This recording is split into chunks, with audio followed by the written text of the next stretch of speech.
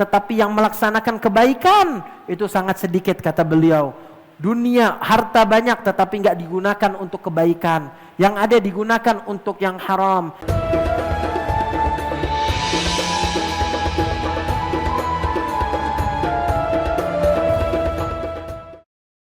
Masya Allah. Di sini beliau Al-Habib Ali bin Muhammad bin Husain Al-Habsyi membahas daripada perihal tentang bulan Ramadan, bulan yang sangat mulia, bulan yang Allah Ta'ala karuniakan kepada kita umat Nabi Muhammad sallallahu alaihi wasallam. Beliau mengatakan, di bulan Ramadan jangan ketinggalan dari amalan-amalan kebaikan, jangan ketinggalan dari kelalaian, jangan mau diganggu dengan hawa nafsu. Cari daripada waktu untuk seseorang betul-betul beribadah, betul-betul mengaji Al-Quran, betul-betul khusyuk mendapatkan sir daripada Al-Quran. Jadikan malam daripada malam Lailatul Qadar di setiap malam kalian. Gimana itu? Setiap malam beribadah seakan-akan malam Lailatul Qadar. Sayang kalau tiba-tiba satu malam malas, satu malam enggak melakukan ibadah, dipikir bukan malam Lailatul Qadar, ternyata malam Lailatul Qadar, maka hilang darinya 1000 bulan, 80 tahun dari umurnya yang diberikan oleh Allah di malam tersebut hilang begitu saja. Kebaikan selama 80 tahun di malam tersebut dihilangkan dengan dirinya, dengan kelalaiannya. Al-Quran di tengah-tengah kita, tetapi siapa, berapa banyak dari kita yang merasakan daripada manisnya Al-Quran, daripada nikmatnya membaca Al-Quran. Itu salaf terdahulu sebagian dari mereka mentakhir daripada membaca Al-Quran di siang hari bulan Ramadan. Enggak mau baca siang hari Al-Quran di bulan Ramadan. Kenapa? Sebab kalau siang hari saya merasakan kalau saya ngaji Al-Quran ada rasa manis di mulut saya, ada rasa asal, ada rasa madu yang manis di mulut saya. Saya takut orang-orang di bulan Ramadan pada capek-capek, pada puasa ibadah dengan letih, tetapi saya ibadah ngaji Al-Quran dengan kenikmatan. Saya juga pengen ngerasain capeknya puasa, maka Al-Quran diundur di malam hari. Berapa banyak orang yang merasakan kenikmatan di dalam Al-Quran sampai lupa dengan dunia. Tetapi orang-orang seperti kita, bagaimana keadaan kita? Apakah kita lupa daripada dunia karena Al-Quran, atau kebalikannya lupa lalai dengan dunia sampai melupakan Al-Quran? Wal'iyadu billah. Baca Al-Quran, fahami Al-Quran. Beliau mengatakan bulan Rajab, bulan Sya'ban sudah lewat. Sebelum bulan Ramadan ada bulan Rajab, ada bulan Sya'ban. Wa fiha layali, di malam-malam tersebut ada malam-malam yang malam-malam itu juga spesial, bukan hanya bulan Ramadan. Di bulan Sya'ban, bulan Rajab ada malam-malam spesial, ada hari-hari spesial yang dimuliakan oleh Allah, yang sama Allah di malam-malam tersebut, di hari-hari tersebut diberikan keberuntungan di setiap harinya.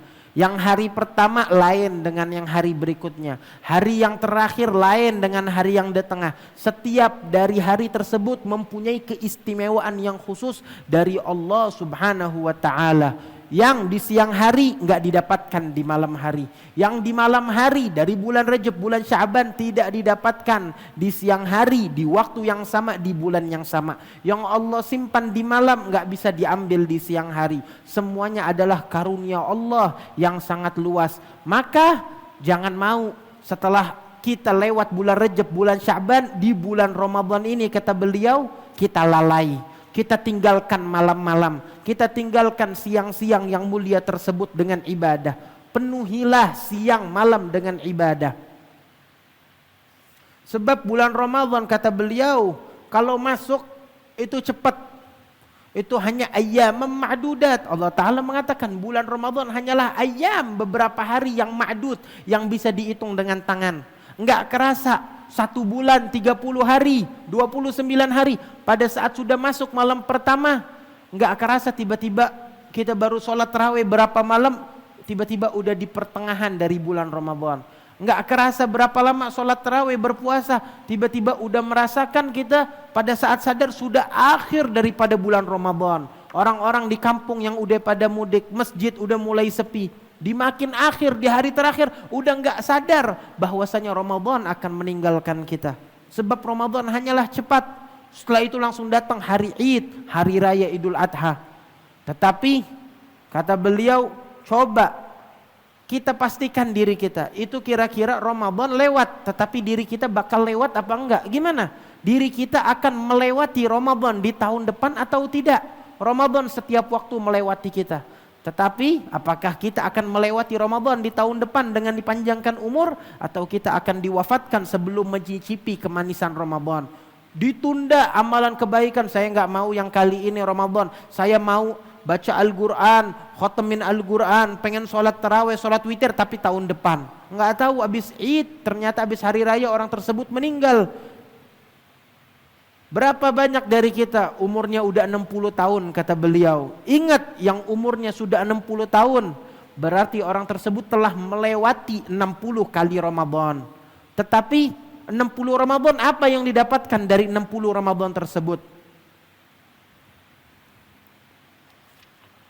Kalau memang orang tersebut pengen ikutan dengan orang-orang yang melaksanakan kebaikan, ayo ikut.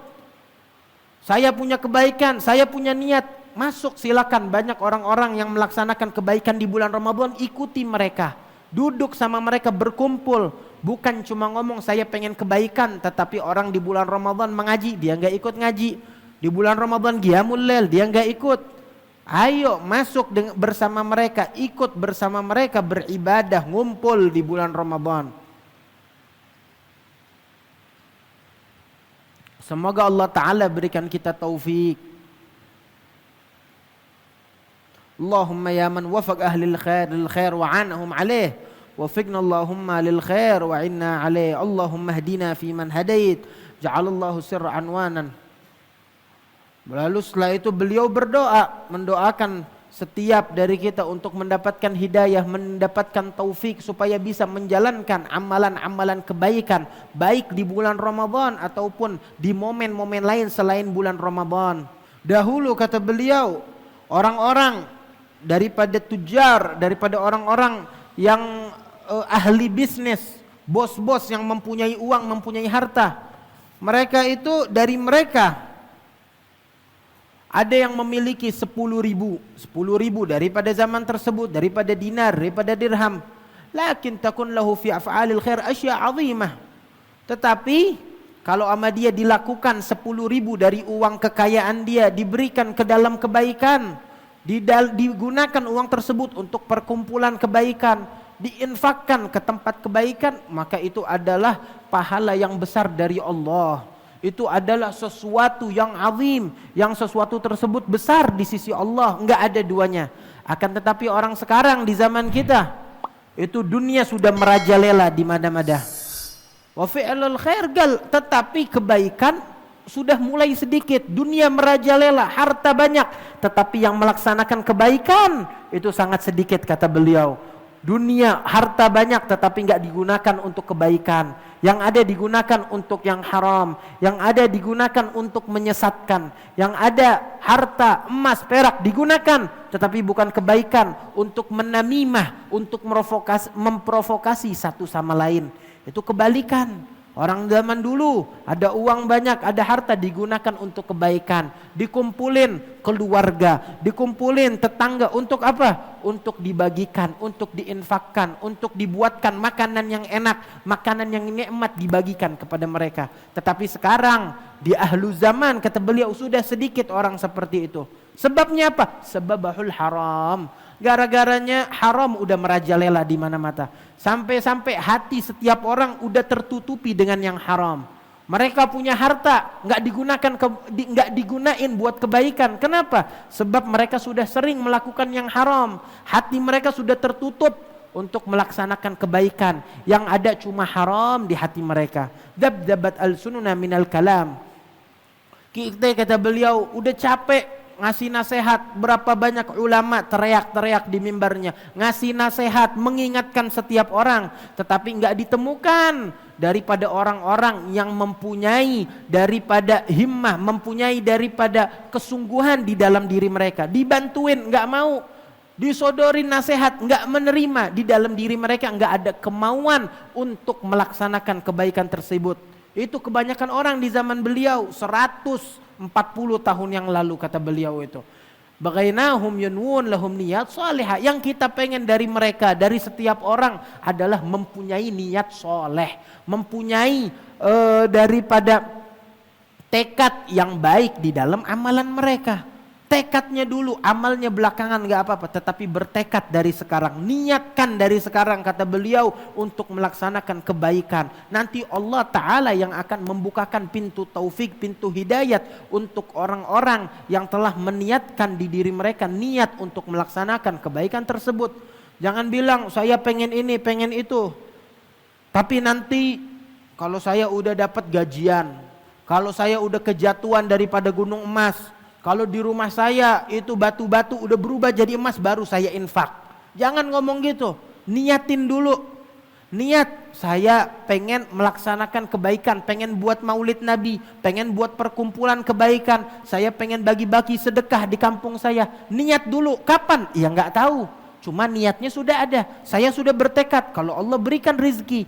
Jangan ditunggu rizkinya, nanti kalau udah ada rizki baru kita pikirkan. Sekarang yang ada dulu, jangan dari sekarang niatin kalau punya rezeki saya pengen infak. Kalau punya kebaikan saya ingin sampaikan kebaikan tersebut. Punya ilmu pengen saya bagikan ilmu tersebut. Pengen saya bawa ilmu tersebut untuk diamalkan, untuk diberitahukan kepada keluarga yang lainnya. Beliau mengatakan yang paling penting nadhiful awiyah, bersihkan daripada wadah-wadah kebaikan. Apa itu wadah? Hati. Bersihkan setiap hati dari kita, wahai anak-anakku, kata beliau. Sebab al-qulub mujaffayah. Hati kita ini udah pada kotor, udah busuk, maka bersihkan hati tersebut supaya Allah Ta'ala bisa memberikan kebaikan di dalam hati tersebut. Kita punya mangkuk, kita punya gelas, kalau kotor nggak bisa mendapatkan minuman, nggak bisa mangkuk tersebut diberikan daripada makanan yang indah, yang enak, yang lezat. Maka bersihkan daripada hati kita supaya amal kebaikan ada cahayanya di hati kita. Amal kebaikan berubah menjadi nur, berubah menjadi kebaikan di hati kita, dipenuhi oleh cahaya dan juga iman, kata beliau. Bersihkan yang namanya hati. Kalau kita lihat keadaan kita sekarang, hati kotor, nggak ada daripada kebaikan. Yang ada setiap hari cuma makan dan tidur dan minum, kata beliau. Itu bukan kehidupan manusia, itu adalah kehidupan bahaim, kehidupan hewan ternak, kata beliau.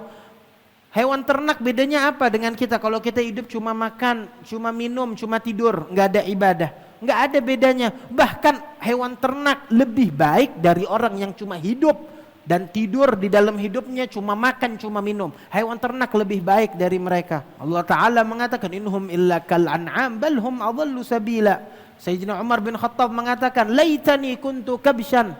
Coba aku ini diciptakan oleh Allah. Untuk apa? Untuk menjadi seekor daripada kambing. Supaya apa? Supaya aku sudah diberikan makan oleh tuanku sampai aku gemuk. Setelah itu, setelah gemuk aku disembelih dan dimakan oleh tuanku dan gak ada hisab kepadaku nanti di hari kiamat. Kata beliau, lebih baik aku menjadi seekor kambing yang digendutkan sampai aku disembelih dan juga dimakan, kata beliau. Walakinnallaha yaftahul qulub, tetapi Allah Ta'ala membukakan daripada hati sanubari pada saat mendengar daripada kalimat nasihat, daripada mendengar penasehat-penasehat, baik penasehat di mimbar para ulama menasehati didengar, itu mulai mencerahkan hati. Atau mawa'idul Quran, daripada nasihat yang ada di dalam Al-Quran, kita mendengar bacaan Al-Quran itu mulai memperbaikan hati. Mendengarkan bacaan Al-Quran, melihat Al-Quran, membaca Al-Quran, itu semua adalah suatu perbaikan untuk seseorang memperbaiki hatinya. Ayo baikin hati kita dengan dengerin nasihat ulama, dengerin Al-Quran, baca Al-Quran. Ma'a'azam min mawa'idil Quran wa ma'a'azam min wag'atin fi qulubil mu'minin. Sungguh sangat agung daripada peringatan yang Allah Ta'ala berikan di dalam Al-Quran. Itu peringatan yang sangat agung, yang sangat mulia. Dan juga yang lebih mulia dari itu tahu apa? Pada saat hati sanubari seorang mukmin telah mendengar Al-Quran tersebut. Hati yang kosong telah ditutupi lubangnya dengan Al-Quran, dengan mendengar Al-Quran, maka keagungan hati tersebut sangatlah agung sebab telah bercampur dengan Al-Quran. Beliau lalu mengatakan, seandainya Allah Ta'ala membukakan pintu di dalam hati seorang hamba. Pintu apa? Pintu kecintaan. Kecintaan kepada Allah. Dibukakan kepada seorang hamba pintu kecintaan kepada Nabi Muhammad. Dan hamba tersebut betul-betul masuk ke pintu tersebut. Betul-betul mengikuti daripada kecintaan kepada Allah, kecintaan kepada Rasulullah. Dengan apa? Dengan selalu menyebut-nyebut Allah, menyebut-nyebut Rasulullah, mengikuti perintah Allah, mengikuti perintah Rasulullah. Maka hamba tersebut adalah hamba yang sungguh beruntung. Hamba yang betul-betul menghamba kepada Allah. Setiap dari kita harus meminta kepada Allah supaya Allah Ta'ala membukakan pintu hati kita supaya cinta kepada Allah, cinta kepada Rasulullah, dan juga mengikuti jalan daripada jalan Rasulullah sallallahu alaihi wasallam. Tidak ada pintu yang lebih baik, yang lebih agung daripada pintu Nabi Muhammad sallallahu alaihi wasallam. Apalagi khususnya di zaman seperti ini yang amalan kebaikan sudah sedikit. Amalan kebaikan hampir tidak ada. Dan semangat udah mulai hilang, sudah mulai melemah. Seandainya seseorang beramal amal kebaikan, datang syaitan mengganggu amalan tersebut, memberikan daripada 70 uzur. Saya ingin amal ini, udah niat, tiba-tiba datang syaitan, nggak usah buat amal yang itu, dikasih satu uzur, uzur kedua, uzur ketiga, supaya orang tersebut meninggalkan amalan kebaikan tersebut. Kata Allah Ta'ala mengatakan, wa idza qamu ila salati qamu kusala. Orang-orang itu kalau udah mulai sholat, berdiri untuk sholat, menyambut sholat, disambut dengan malas-malasan. Sholat yang seharusnya menjadi pondasi agama disambut oleh mereka dengan malas-malasan. Yura'unan nas wa la yadhkurunallaha illa qalila. Sholat mereka adalah untuk dibilang oleh orang, ini adalah orang soleh ikut sholat. Sholat mereka isinya riya. Zikir mengingat Allah di sholat mereka sangatlah sedikit. Kata Allah Ta'ala, li'anna mashi na'bah wa innaha halu bisyai'afahu syaitan alaih. Kalau udah nggak ada niat, tiba-tiba dia udah mulai niat, datang syaitan, diganggu sama syaitan, sampai niatnya pun ambles, hancur, nggak jadi mengamalkan kebaikan. Kebaikan, amal kebaikan sudah hampir musnah, kata beliau di sini. Sudah hampir punah di zaman ini. Yang bisa menyelamatkan kita hanyalah dengan kita cinta kepada Rasulullah, dengan kita mengamalkan kebaikan tersebut, dengan dicampurkan dengan mahabbah, dengan kecintaan kepada Allah, kepada Rasulullah sallallahu alaihi wasallam. Carilah karunia dari Allah, cari daripada madat rahasia Allah, pemberian, anugerah yang Allah Ta'ala berikan. Anugerah dari Allah banyak. Ada anugerah, setiap waktu ada anugerah. Ada anugerah yang Allah Ta'ala berikan bagi mereka yang sholat. Ada anugerah yang Allah Ta'ala sembunyikan bagi mereka yang selalu melazimkan zikir. Ada anugerah yang Allah Ta'ala berikan kepada mereka yang selalu berfikir, hanya duduk berfikir, mendapatkan anugerah hadiah istimewa dari Allah. Ada lagi yang dengan istighfar sampai kepada Allah. Ada lagi yang dengan solawat kepada Nabi Muhammad sallallahu alaihi wasallam mendapatkan daripada rahasia tersebut, daripada madat, daripada anugerah karunia Allah yang sangat luas tersebut. Wal ard mal'ana ahluha fiha wal wali daim fi hadratillah ma yakhruj minha illa li'ajl nafil khalq.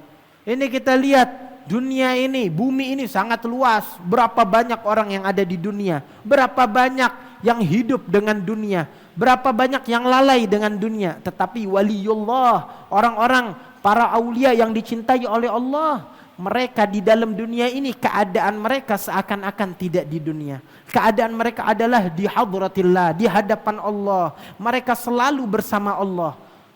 Fikiran mereka bersama Allah, amalan mereka bersama Allah, ibadah mereka untuk Allah. peneladanan mereka kepada Rasulullah. Yang mereka amalkan semuanya kebaikan disetorkan kepada Allah. Enggak ada untuk manusia. Kapan mereka hidup dengan orang-orang di dunia? Mereka hidup dengan orang-orang yang ada di dunia hanya sedikit dari waktu mereka pada saat Allah Ta'ala memerintahkan mereka untuk berdakwah, untuk mengajak orang kepada kebaikan. Pada saat Allah memberikan dari waktu mereka kepada manusia yang lain untuk mengambil manfaat dari mereka, mengambil manfaat dengan memandang mereka, mengambil manfaat dengan mendengarkan nasihat mereka, mengambilkan manfaat dari mereka dengan hadir di majelis, di perkumpulan bersama mereka. Lalu beliau katakan di sini, kata beliau, maka pada saat wali-wali seperti mereka yang lupa akan dunia, hambanya Allah yang Allah cintai keluar dari tempat mereka beribadah, pandangilah mereka, duduk bersama mereka, cukup melihat mereka, maka itu sudah cukup untuk sisa umur kita dengan melihat mereka. Manfaat di dunia sudah didapatkan pada saat kita melihat mereka, meneladani mereka, mengikuti mereka, sudah cukup di umur kita ini dengan memanjakan mata kita dengan memandang mereka. Cukup mata kita ngelihat dunia, ngelihat yang haram. Lihatlah mereka orang-orang soleh. Dan seandainya mereka melihat kalian, orang soleh tersebut, atau mereka berdoa, mendoakan kalian, atau mereka mencintai kalian, maka kalian yang dicintai, yang didoai, yang dipandang oleh mereka sungguh telah beruntung, keberuntungan yang sangat baik. Wa sa'adal jalis wa jalisil bahkan kalian akan beruntung di dalam duduknya kalian bersama mereka. Bahkan teman duduk kalian yang enggak duduk bersama wali tersebut tapi duduk sama kalian mendapatkan keberuntungan tersebut. Dan yang melihat mereka adalah orang yang beruntung. Bahkan yang melihat orang soleh adalah orang yang juga beruntung. Nggak ngelihat orang soleh, lihat orang yang melihat orang soleh tersebut. Sebab orang soleh kalau udah melihat kepada seseorang akan meninggalkan daripada athar, akan mendoakan orang tersebut, akan diberikan keberkahan oleh Allah. Kenapa? Sebab Allah Ta'ala memandang orang soleh tersebut. Orang soleh tersebut selalu beribadah, matanya hanya melihat Al-Quran, matanya hanya melihat sunnah Nabi Muhammad. Bagaimana tidak beruntung hamba yang dilihat oleh mata yang tidak pernah melihat yang haram, yang didoakan oleh mereka yang selalu dekat di sisi Allah, dan juga mereka selalu meneladani Rasulullah sallallahu alaihi wasallam. Dan jangan lupa, kata beliau di sini, setelah mengambil manfaat dari mereka sudah dekat, jangan lupa untuk selalu menjaga adab, menjaga akhlak, menjaga kelakuan di depan mereka. Banyakin daripada husnudzan. Jangan selalu suudzon. Apa itu husnudzon? Berprasangka yang baik kepada mereka. Jangan melihat mereka seperti melihat kawan. Jangan melihat guru dengan penglihatan seperti melihat seorang guru begitu saja. Tidak. Tetapi lihat guru dengan kacamata saya melihat daripada Nabi Muhammad di guru saya. Sebab dialah pewaris daripada Nabi Muhammad. Beliaulah guru saya yang memberikan kepada saya daripada ilmunya Nabi Muhammad. Maka seakan-akan di mata saya dia adalah sosok, yaitu sosok pewaris Nabi Muhammad. Seakan-akan Nabi Muhammad dihidupkan untuk saya mengambil manfaat dari guru saya tersebut.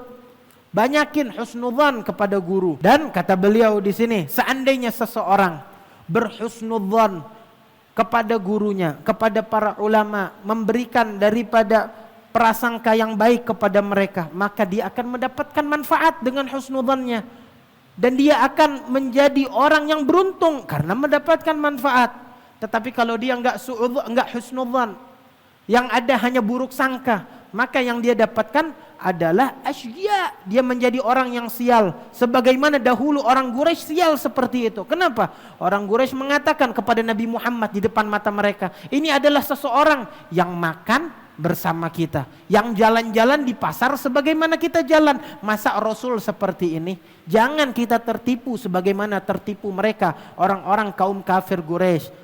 Lihat, pandang mereka dan husnudzan kepada mereka. Padahal kata beliau Habib Ali Habsyi, ketahuilah wahai anak-anakku, sesungguhnya mereka semuanya itu salihun, orang-orang baik, orang-orang soleh yang mendapatkan kewalian dari Allah. yang mendapatkan daripada ma'rifah, yang mereka mencintai Allah, mencintai Rasulullah. Akan tetapi orang-orang zaman sekarang masih sidik, nggak mempunyai daripada kesungguhan, nggak mempunyai daripada peneladanan untuk mengikuti Rasulullah. Mereka nggak ngikutin daripada jalan yang Allah Ta'ala suruh. Mereka nggak menghadap kepada perintah Allah.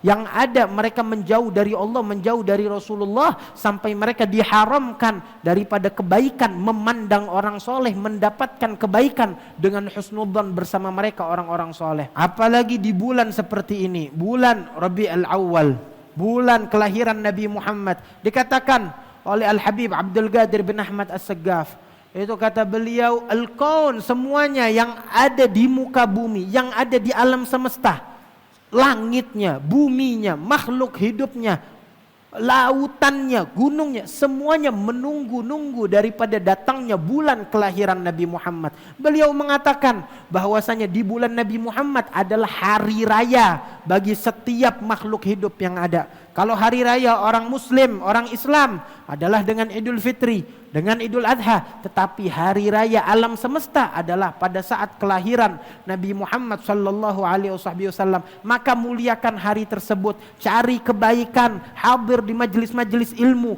pahami betul akhlak Rasulullah, jalannya Rasulullah, ikuti jalan mereka, orang-orang soleh, dengan kita mendengari nasihat mereka, memandang wajah mereka di maulid. Berapa banyak maulid yang akan datang? Apa yang kita siapkan untuk maulid tersebut? Apakah kita cuma hadir, terus berdiri, keluar, terus makan? Jangan seperti itu. Jangan seperti mereka orang kafir Quraisy yang hidupnya sama Nabi Muhammad cuma duduk, cuma makan, cuma minum, terus berdiri, pergi, gak ada iman. Tetapi penuhi dengan cinta, dengan pengikutan kepada Nabi Muhammad. Pandang mereka orang-orang soleh. Kesempatan Habib Ali nyuruh kita mandang orang soleh. Berapa banyak orang soleh yang nanti bakal keluar berkumpul di maulid Nabi Muhammad, dimanapun tempatnya, baik di rumah, di masjid, di musola, kecil, besar, dimanapun, selama berkumpul membaca daripada sirah Nabi Muhammad, membaca daripada ringkasan hidup Nabi Muhammad, semua berkumpul. Berapa banyak kebaikan yang kita dapatkan. Niatin dari sekarang, kalau perlu catat, saya hadir maulid di hari ini, di tempat ini. Niatnya apa? Niat pertama saya, niat supaya memandang orang soleh, niat untuk mendapatkan keberkahan dari maulid tersebut, niat mendengarkan daripada nasihat, niat mendapatkan hadis, niat mendapatkan ilmu. Berapa banyak niat tersebut ditulis, dicatat, diniatkan, dihadirkan. Bukan kita hadir begitu saja, pergi lalu datang, datang lalu pergi, begitu saja nggak ada faedah. Tetapi dengan niat, sebab innamal a'mal bin niat, setiap perkara itu dihitungnya dengan niatnya. Kalau niatnya banyak, maka yang didapatkan juga banyak.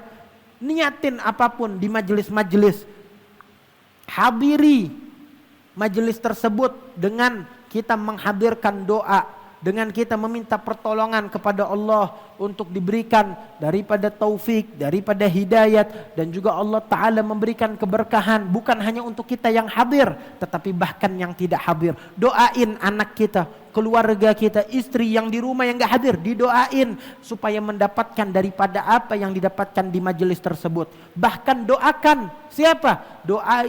Doa kepada orang-orang non-muslim, orang-orang kafir, Nasrani, Yahudi, semoga mereka mendapatkan taufik hidayah, bisa mendapatkan keberkahan Nabi Muhammad. Nabi Muhammad dikirim juga untuk mereka, bukan hanya kita. Kita doa biar Allah Ta'ala menerima taubat mereka, Allah Ta'ala memberikan hidayat untuk mereka masuk dalam agama Islam. Amin ya rabbal alamin. Wa sallallahu ta'ala ala sayyidina Muhammad an-nabiyil ummi wa ala alihi wa sahbihi wasallam, wa akhiru da'wana anil hamdulillahi rabbil alamin.